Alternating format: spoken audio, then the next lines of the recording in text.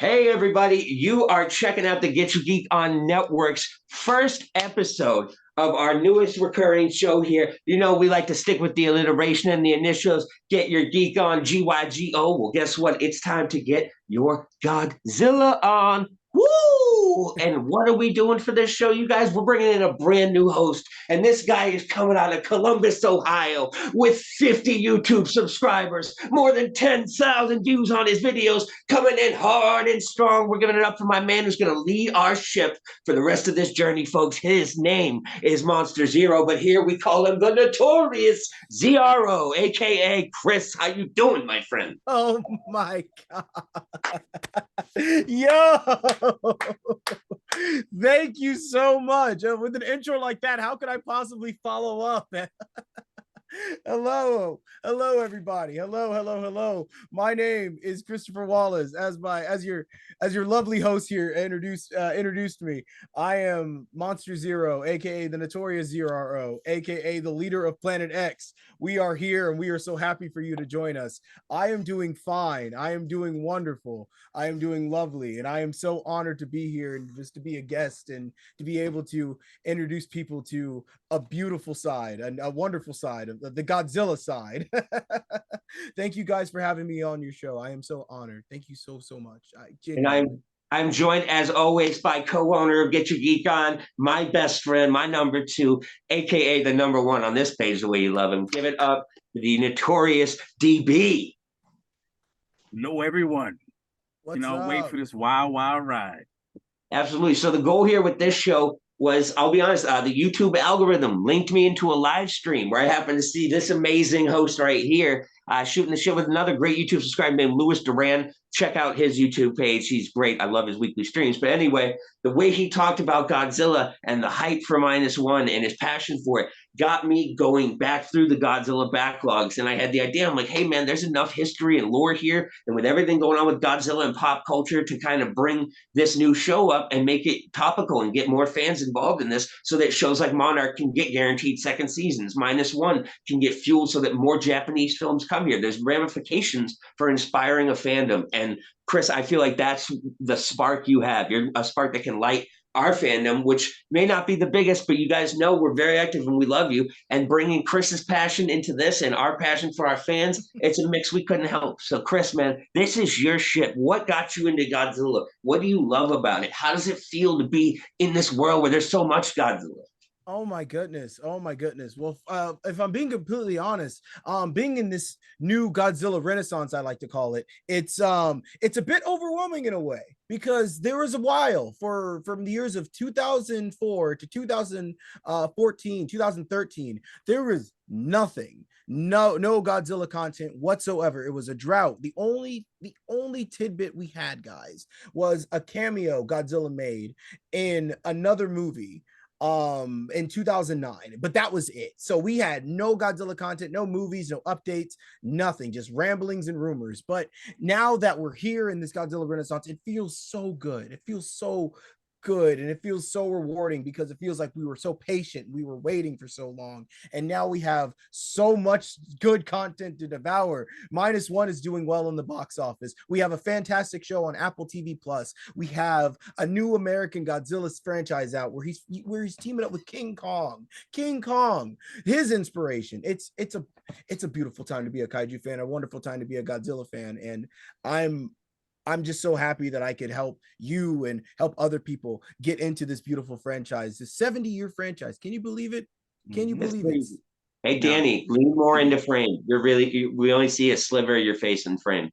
All right, so that's right. I can't carry this. I look like a goddamn bridge troll. You two are supposed to be the faces here. Yeah. So like I'm coming from Creature Double Feature. That's my Godzilla intro. Yes. The 70s.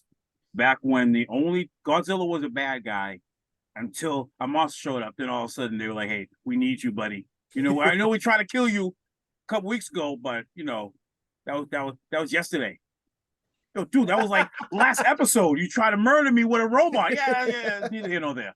We just saying the monster coming, want to know if you can kind of take care of that for us. And he would win until he fought that corny King Kong dude. And I hated that. So I loved watching the new American version where Godzilla didn't just kill him once, kill him twice, go down, corny. He got his title king. back. Love that. He got his Just title back. slapped him. Oh, you gonna take a piece of my tail? Well, take this. Loved it. Ooh. Chris, one of us has to edit it together. The image you guys just put in my head when you said title belt, I literally saw Godzilla raising a WWE belt, and then I just thought of him and Kong fighting with Jim Ross commentating. Like, my God, he's got an axe! Like, I need all of that. I need Jim Ross commentary. I need Kong and Godzilla in a giant ring. What's this? Kong and Godzilla are teaming up against Godzilla. I've never seen anything like it. They grab him with the 1-2. Godzilla with the stunner. My God, the stunner. He hit him with the stunner. Like, just fucking. The best thing about Jim Ross is to take something obvious and then ask the dumb question. You light the table on fire. What's gonna happen next on that table? Godzilla's back is lighting up. What could possibly occur in the next instant? What? He shot flame, folks. It was flames. My God! Oh my God! Oh my goodness, ladies and gentlemen, he did it. He fired his breath, his heat ray. Chris, the way your voice just sounded, you got to do a sketch of that. I just pictured Alex Jones commentating on a Godzilla attack. Now, I'm telling you right now, the Japanese, okay, they fed this monster and allowed him to go to the side of the. I have the documents right here, actually. Godzilla's really a gay frog. So now, Chris, let's start with what got you into Godzilla. Where did this fandom kind of kick in for you? Okay, so it started. Oh gosh, it started how every other kid in the 90s started. We grew up with dinosaurs, because you were all, as a kid in the 90s, you were into like one of Land four Before Time. Yes. Like you were into one of four things. You were either into trucks, you were either into space, you were either into wrestling, or you were into dinosaurs. My walls were plastered with dinosaur puzzles. I'd do them and then glue them. Yes, I did the same thing, bro. There was this cool T-Rex dinosaur poster that I had that I built with my aunt, because my great aunt Gladys, she's the one who got me into like dinosaurs and the monsters. She showed me like these old zombie movies, the old the old Frankenstein and stuff like that. And then one day, because like I like dinosaurs, you know what I mean? She was like, hey, you're gonna like this. Watching Jurassic Park, she put in Godzilla, Godzilla King of the Monsters, you know what I mean? And that was and I was too young to like remember that I was watching them, but she did tell me, and she showed me the VHS that was the first one that I did watch. But my first like conscious memory, I'm going to tell you guys this is a story that I tell everybody, because this is a true story. The first time I remember gaining consciousness, like my first memory ever was me watching a Godzilla movie at 4 years old. I was at my great aunt's house, and I remember Godzilla, the puppet and everything, like the little tanks were going like this, and Godzilla was stepping, and he stepped like right here in front of her bridge and bounced. That was my first conscious memory. And then I started watching the whole movie over again. And I was like, whoa, like it was like it started hitting me, you know what I mean? Like everything started hitting me, and so it was involved in like my favorite conscious movie. That movie was Godzilla 1985, by the way, The Return of Godzilla. Fantastic movie. We'll get into that. But that was my first memory, that led me down the pipeline, because I wanted to see more of it. I was like, okay, I watched this one. What's the other one? So then I watched Godzilla King of the Monsters again. Then I watched Godzilla versus Guy again. You know what I mean? All down the pipeline and stuff like that. It was, I owe it all to my great aunt Gladys, really, and I owe it all to that first memory I had. But yeah, I owe it all to them. I owe it all to her, and that and Pokemon and dinosaurs and stuff. You're very visual the way you speak, and I don't know if it's the Spectrum connection, but like you're narrating this story in my head. I just saw like Patrick Warburton narrating it. It's like I was at 4 years old that Chris was first exposed to Godzilla. Little did he know, a small VHS tape would change his life forever. Like, that's exactly, bro. That with the biopic I have, the biography I have, that's what I'm going for. So you understand. It was one fateful night at a Blockbuster Video that Aunt Gladys would make a decision that would ripple through the waves of history. Like John Connor in Terminator, Chris Wallace's inspiration would bring Godzilla back into the mainstream. This is the story of not just a hero. This is the story of Monster Zero. Damn, credit. Yo, cut the check. Somebody get him. We're done. We're done. That's it. It's over. It's over. That was perfect. 10 out of 10. I apologize. I go off on tangents sometimes, but that was all I saw. That was wonderful. I saw it as a movie trailer as you were saying it.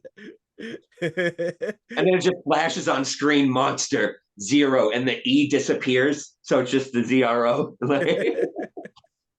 All right, Danny, talk about like what your connection with Godzilla is. I know we were talking recently, and one of your opinions, you think Shin Godzilla is one of the best iterations. So I want Chris to kind of explain his first iteration and you as well. And this is my chance to learn from you guys. Oh, Shin Godzilla, you're going. Well, who better can retell the tale than the man himself? Exactly. So, and that's his. That this isn't someone's vision. Oh, this is my vision of Godzilla. Like, no, he's like, this is a new version of Godzilla. We're gonna tell the tale. We're gonna tell it. It's just a raw, visceral reaction. Like everything about it. Like, why does Godzilla look so funny? Well, they explain all that. Yeah. And that's the best part is when you see it. I love writing. I love storyline. And if you do something, explain it. And if something's different, give me a reason for it to be different and be accepted and make it make sense. He does all that. Like the one of the best scenes is the end when they finally defeat Godzilla and it's just frozen in the middle of the city, like it's just there. And they pan in and you find out they stopped it just in time before the whole planet would have been ravaged by Shin Godzillas. That thing would have taken over everything. It's amazing. Exactly. Yo, oh my God. Just a creature in pain. When you see somebody in the street who may look different, act different, maybe they act in ways that go against societal norms, maybe they're just a bad person. You don't know, but it's usually based in pain. That's what this movie shows you. You can't just take someone's actions in a vacuum without trying to understand the why. And that was, well, why is this creature, why shall destroy everything? It must really hate those buildings. No, creature was in pain the entire time. That's what that movie was about. I love it. It's awesome. One of the greatest Godzilla movies, period.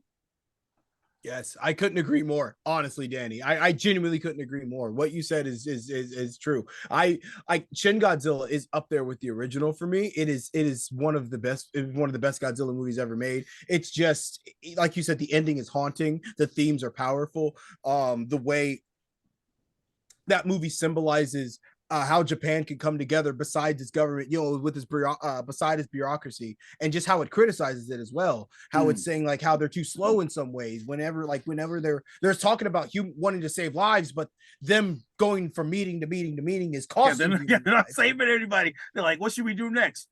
Let's discuss. Yeah, let's discuss. What's and then the while rush? people are dying, you know what I mean? And I love the one scene, and you get me, and bro, you get me. And the one scene, you're gonna get this. One scene where they're having the meeting, they're on television, and the prime minister's like, yes, don't worry, citizens. This thing will come on land. If it comes on land, it will die. It cannot come on land. Cuts to Godzilla on landfall. Just splashing around, blood everywhere. So like I was saying, when this thing comes on land, y'all better watch out.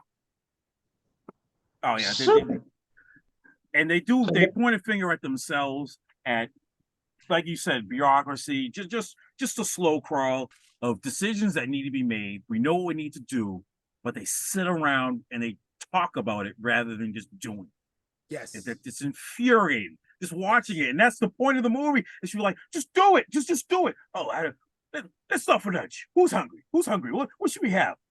Let us discuss what we should have for lunch. That's another hour and a half, 2 hours. It's just slow grind of what it finally took for them to take action each step while this thing's morphing into just a more and more dangerous form. And that blast that just shoots out, that was crazy. Oh, it's gosh, the city scene where it destroyed Tokyo. Oh my goodness, that's one of the most beautiful scenes, not of Godzilla, but in cinema. Period. It is. People discuss that scene who don't even watch Godzilla. They talk about that scene. Yeah, I'm gonna hit the pause button on that, and Danny knows about that. I'm gonna submit that -1's Ginza atomic breath outdoes Shin Godzilla. I've seen I've seen it. No, it's different. It's different, but Shin it goes for miles. The way it detonates, the way that it's a whole different level. I think I know you two know Godzilla way more than me, but from No, what I dude, you're right. Because you're right. It is like it's oh my gosh. Like not to like go off on tangent or anything. no, that's what we do, man. That's what we do. Yeah, we welcome tangents. Tangents are part of the show. But -1's atomic breath, and we'll go back to Shin. -1's atomic breath. It's so visceral. It's so powerful. It is completely. It's like because I was saying this as soon as I left the theater for the first time. In that universe, Japan got nuked for a third time.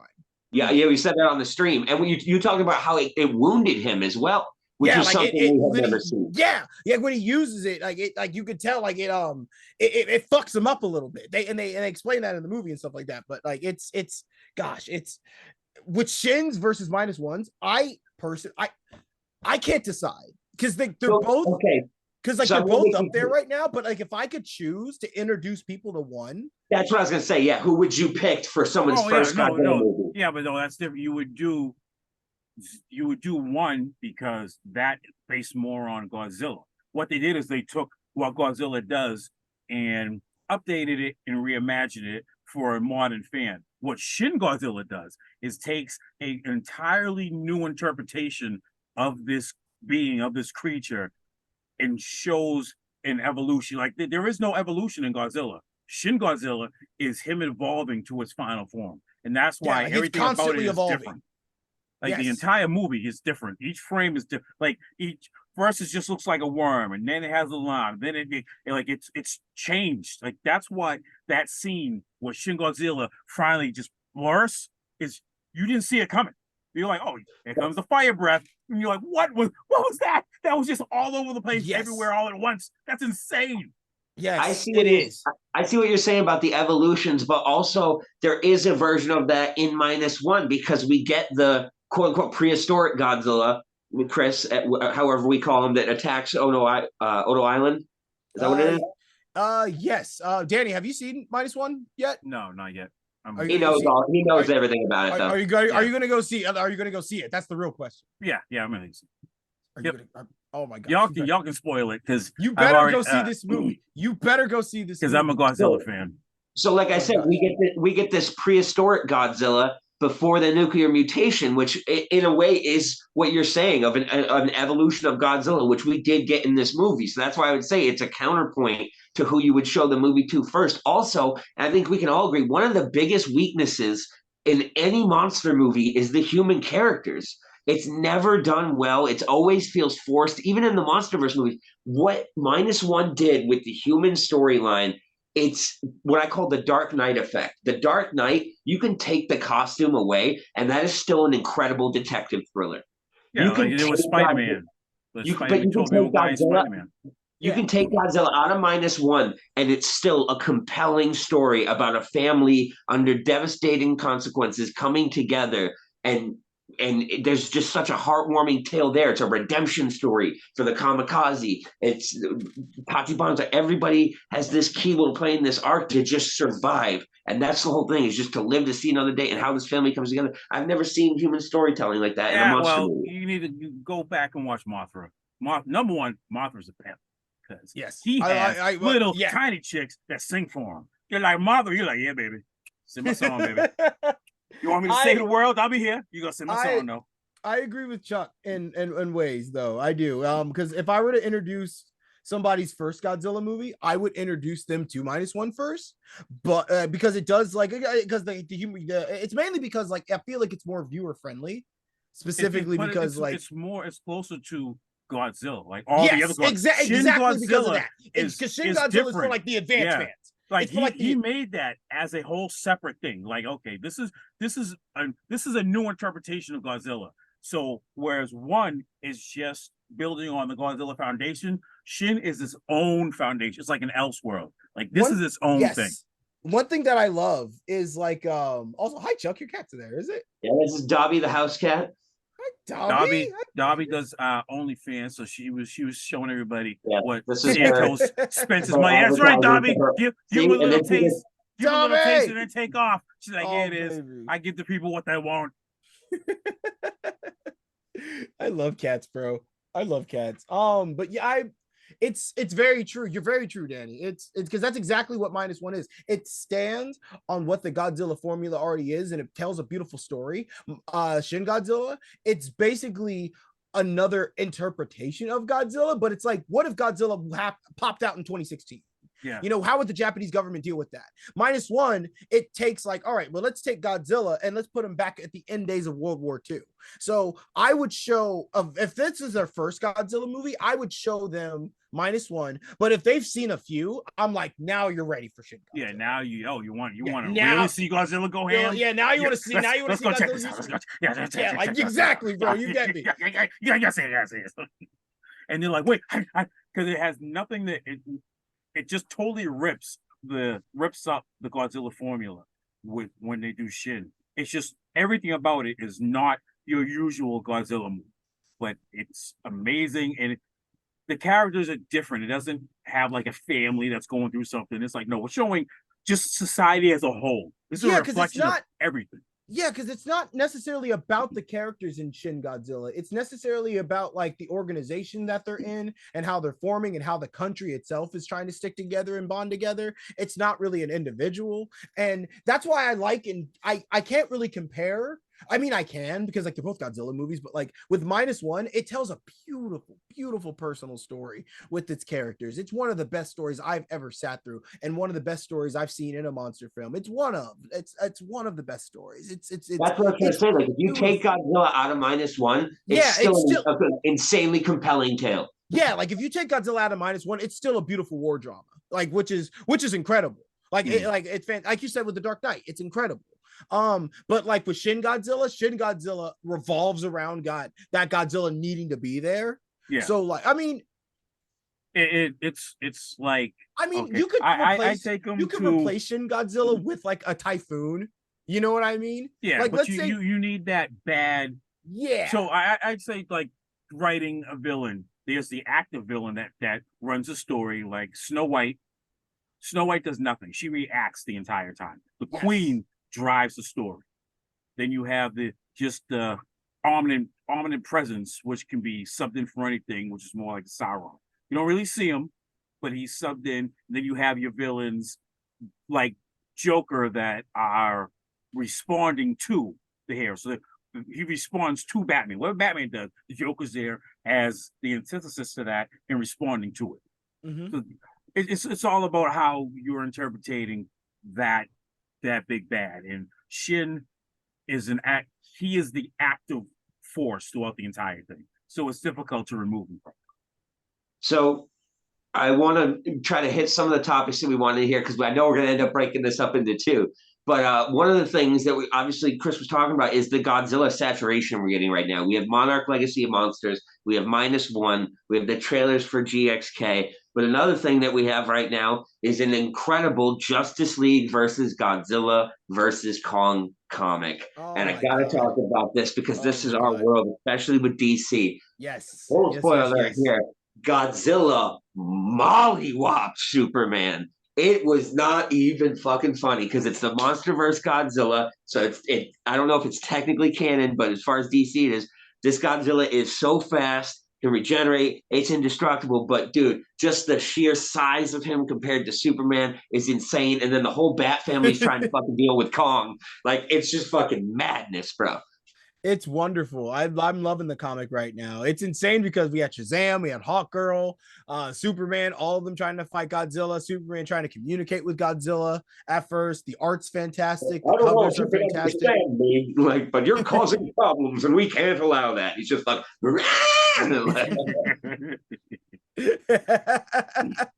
but yeah, like, it's insane, and it's the current DC versions, and it ends with Superman just laid out on the fucking street with a little kid hovering over me, Godzilla just in the background. I'm like, yes. And then another thing we love about Monster Zero, we'll post a link. He did a live reaction to the GXK trailer, which I had already seen. And the moment I was waiting for, when they start running together, this dude hit 3 different octaves of black dude funny, like, like, it just hit that. And I think that's how every fan feels there the whole time. So Chris, I mean, I know we're jumping around. The thoughts on the comics, what version of Godzilla right now is the most awesome for you to see? Is it the comic exposure, the TV exposure, the movies, the international side of things? Like, what is the most exciting thing right now for a Godzilla fan? Honestly, all of it specifically, because if I were to say like, God, it's so wonderful right now because we have just so much stuff. So like there's something for everybody. Like if somebody is a comic fan, you could be like, hey, Godzilla's fighting the Justice League right now. You know what I mean? Like how cool is that? If you're a movie fan, I got a movie for you right now, and you have another one coming out next April. If you like serious, like, you know, kind of like spy shows, you got Legacy of Monsters right now. Like it's wonderful. Like there's something just for everybody right now, and it's God, what's the word I'm looking for? It's serendipitous. Yeah, honestly, that's a good word. So, and here's my thinking about it. The MCU is the only thing that's even kind of close. But name me another franchise that is in the multiple levels of media that Godzilla is right now. The MCU has comics. The MCU has no TV shows right now, though. Loki's done. They have no movies coming out in 2024 besides Deadpool. They have 2 TV series come out the entire year. Godzilla right now has comics, TV, American cinema with GXK, foreign cinema with -1, the toy waves, because if you watch Louis Duran shows, you'll know that the toys are very serious. It's invading every level of media. I challenge you to name me another franchise right now that is hitting popularity in every level of media right now that Godzilla is. And it's beautiful too, because with all these new toys and all these new stuff, that's just a next generation of Godzilla fans right there. And you get to actually see it partake. Like this franchise it's 70 years. I guarantee it's going to make it to 100. I guarantee it's going to make it to 100. Yeah. And I'd say this has been a long time coming, because and the thing about it, DC only has comics. They have no TV shows and no movies. Hey, no. You said good. So you put a qualifier on it. You said good content. So you can't use DC, any of that, because you messed up. Stop using words right there. That's a whole. You ever start to say something, and the moment it leaves your lips, you just wish you could grab it back? Like 100%. 100%. That was the moment I just experienced. But yeah, I mean, Godzilla is really king of the media right now because it's taken over everything. And Chris, you can vouch for this. So many movie reviewers that normally never touch Godzilla are doing these in-depth reviews. It is changing the way that foreign cinema is seen in America because of the word of mouth and the extensions. Chris, we're seeing theaters expand to 2,500 theaters. We're seeing theatrical runs extended. The per theater average is crazy. So here's an inside tip for you, Chris, in the future, because I saw you guys on the live stream reading box office. You can go into it in Box Office Mojo. Regardless of what the overall weekend was, you want to see the per theater average, because that will tell you how much money per theater that it was playing in it made, and that tells you how many people were there to see that movie. And that's a real metric to see popularity of something. When you're seeing, 80% of every theater's revenue was -1. Okay. It might have come in second place, but it's number one right now in per theater average by far. It overtook IMDb Oppenheimer for the best reviewed movie of the year. It's already a finalist for best visual effects. If it's not nominated for best foreign film, it's a travesty. But honestly, it's got a real best picture shot. Because of the fact that Best Picture is 10 nominees now, I really challenge you. I've kept up with the foreign films. Napoleon was a failure. The Holdovers is probably going to be the Oscar favorite for everything. But there was nothing. It wasn't even a movie about Napoleon. That was just. I know. It was just an insert. Was it? It was terrible, bro. It has nothing to do with the history of Napoleon. And that's what I'm saying. So name 10 films realistically that are better. And people will say, oh, that would never happen with a Godzilla movie or anything. And I would just cite Parasite. Parasite changed the game as far as the way foreign film is. Everywhere, all at once. That did it.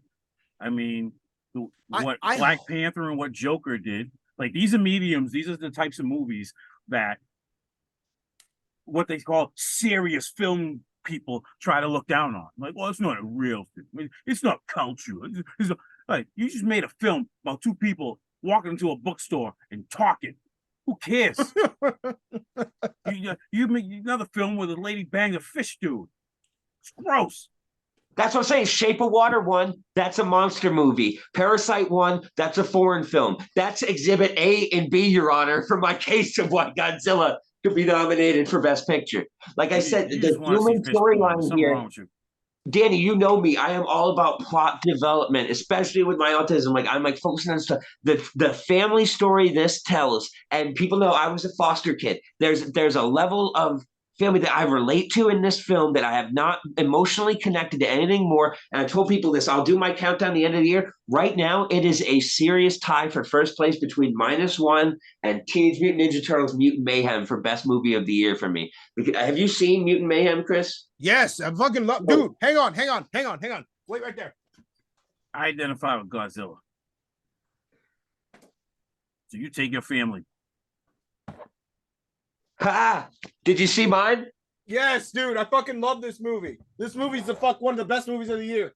So now, Chris, I'll tell you why I'm a little partial. So I was born in 1986. My first core memory, like you talked about Godzilla, was a drive-in double feature in 1990. It was the premiere of the first Ninja Turtles movie and another movie called Overboard. So the first movie I ever saw in theaters was Ninja Turtles. And what I've wanted to do my entire life is be a movie critic. And now I do that. Mutant Mayhem told a story that brought the Turtles to a new generation. They voiced it with real teenagers, which made you connect with them as brothers, with Master Splinter being seen as a dad finally and not just a master. It added an emotional level to it, bringing in the characters from the comics and the animated show, and then making them not really villains. They just thought there was no other way to be happy. Like, it adds so many layers, and then the Turtles being accepted that has never been seen in media. It's the driving force in every version of Turtles, why they got to stay hidden, why they can't develop relationships with people and everything. And to see that flipped, and now knowing that there's the Nickelodeon show continuing it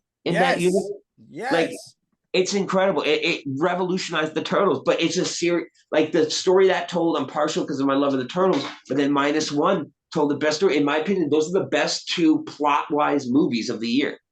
You know, I wasn't a huge Oppenheimer fan. No, dude, they're just two beautiful films. Oppenheimer. I like history, and Oppenheimer again cut out some of the best parts. The one scene in Oppenheimer you have to focus on is when the Devil's Core, when it engages, and the guy says, "Stop, everybody, stop," because they're all about to leave. Like, no, like we're dead. Like we're already dead. Mark down where you were standing. Get back to where you were standing. Mark it down. And he calculated how long each one had to live. Like, that's a powerful scene. That's a lot of emotion in that. Just for him to have the foresight and just the logical, critical thinking to freeze that moment that quickly, like that says something. Let's not do that. Let's instead show a half-naked chick. I don't care. I'm out. I gotta interject. I have one final thought. My third reason to why it deserves a Best Picture nomination is because there is no qualms. Everyone agrees that Across the Spider-Verse is going to get a Best Picture nomination, not just Best Animated. Like, it's going to be nominated for Best Picture. And I would say that the storyline well overpowers what Across the Spider-Verse had for me as far as emotional connectivity. And so I believe it's seriously up there. And there's a precedent. Yeah. There's a precedent there. I'm hearing that Across Spider-Verse had a Black and Spanish character, so that you didn't identify with that. So now you're all on this Godzilla thing instead. It's kind of messed up. So if anybody wants to leave comments about cancel Chuck, #cancel Chuck. I mean, who am I to say no to that? I'm sorry, Chris. This is what I have to deal with. But first of all, are you trying to say that me as a white person can more identify with a cold reptilian than a cool black guy who I've known for 15 years, who I made the co-owner of my network, who I'm on a stream with? Am I in a hood right now? Am I burning anything exactly behind what I'm me? saying. Yep, that's what I'm saying. I'm outnumbered. I'm outnumbered, and I feel triggered. Yep, there you go. He's gonna call Ben Shapiro to come down hard on everybody. Chris, you got to right the ship here, buddy. Get us back on track more about your love of the G-Man. He is awesome. I got the wheel captain. He is awesome. Oh wait, hold on. I got to show because I got to do a what's in the box, and I have to do an unboxing. So part of my love of monsters and all things, guys, you started with Star Blazers as the first anime I ever watched. Then came Force 5.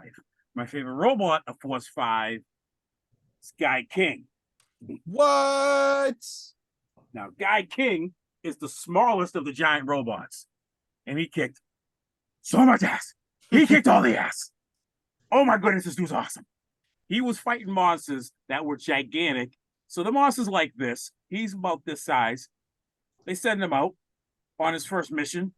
And he was like, okay, you're going to form the robot. First, he couldn't even do it right away. It took him like 4 tries to even connect and make it happen.